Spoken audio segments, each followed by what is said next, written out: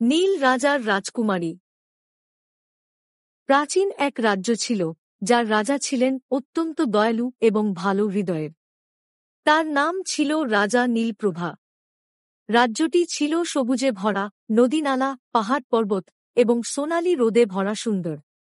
রাজা এবং রানী সুখে শান্তিতে বাস করতেন, তবে তাদের একটি বড় দুঃখ ছিল, তাদের কোনো সন্তান ছিল না। একদিন এক রহস্যময় বৃদ্ধা রাজপ্রাসাদে এলেন। তার হাতে ছিল একটি ছোট্ট সোনালী ফুল।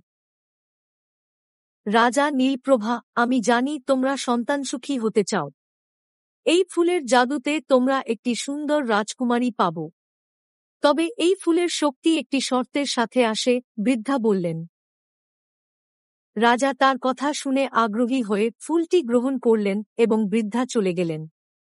রাজারানী একে অপরকে দেখে হাসলেন। কয়েক মাস পর রানী গর্ভবতী হলেন। রাজ্যে আনন্দের ঢেউ বয়ে গেল। কিন্তু ফুলের শক্তির শর্ত ছিল, রাজকুমারী যত সুন্দর হবে, ততই তার জীবন হবে বিপজ্জনক। রাজকুমারীর জন্ম। অবশেষে একদিন রাজারানীর কোল আলো করে এল এক সুন্দরী রাজকুমারী। তার চোখ ছিল নীল, চুল ছিল সোনালী, আর তার হাসি ছিল তলোয়ার যেমন ধারালো। সে ছিল সত্যি একটি মায়াবী সৃষ্টি। তার নাম রাখা হল রূপমালা। কিন্তু রূপমালার জন্মের পর থেকেই অদ্ভুত ঘটনা ঘটতে লাগল। রাজ্যে একের পর এক অশুভ ঘটনা শুরু হল। রাতের আঁধারে অদৃশ্য শক্তি রাজপ্রাসাদে আক্রমণ করতে লাগল। রাজ্যবাসী চিন্তিত হয়ে পড়ল। অভিশপ্ত আক্রমণ। এক রাতে রূপমালা তার রাজকক্ষে ঘুমাচ্ছিল, আর রাজারানী তাদের শয্যায় শুয়ে ভাবছিলেন কিভাবে এই বিপদ থেকে মুক্তি পাবেন। এমন সময় অন্ধকারের মধ্যে এক ভূতি বা দৈত্যরূপী শক্তি রাজপ্রাসাদে আক্রমণ করল। তার চোখে আগুন, তার শরীরে শক্তি যেন পৃথিবীকে টেনে নিয়ে যাবে।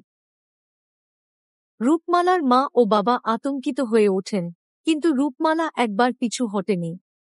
তিনি এক হাতে তার সোনালী ফুলটি ধরে আর অন্য হাতে একটি মন্ত্র পাঠ করতে শুরু করেন। ফুলটি হাতে নিয়ে রাজকুমারী বলল, আমি তোমার ক্ষমতা নিতে চাই, কিন্তু আমি তোমাকে আমার হৃদয়ে বলছি, যদি তুমি সত্যিই শান্তি চাও, তোমার ক্ষতি নয়, আমার রাজ্যকে মুক্তি দিন। মন্ত্রের শক্তি। মন্ত্রের শক্তি কাজ করল। অন্ধকারের শক্তি একের পর এক ম্লান হতে লাগল এবং অবশেষে তা এক বিশাল আলোর গোলায় পরিণত হল। সমস্ত রাজ্য অন্ধকার থেকে মুক্তি পেল। রাজপ্রাসাদও ফিরে পেল তার আগের রূপ। শেষের শান্তি। অতঃপর রাজা এবং রানী রাজকুমারী রূপমালার শক্তির প্রশংসা করতে লাগলেন। রাজ্যবাসীও তাদের হৃদয়ে শান্তি পেল। রাজকুমারী রূপমালা জানত, তাকে এই পথ পাড়ি দিতে হবে কেবল তার মনের শক্তির জন্য, এবং একে অপরকে সহানুভূতির সাথে ভালোবাসলে পৃথিবী একদিন সত্যিই সুন্দর হবে। রাজা নীলপ্রভা ঘোষণা করলেন, এবার থেকে আমাদের রাজ্যে শুধু ভালোবাসা, সৌহার্দ্য এবং শান্তির রাজত্ব থাকবে।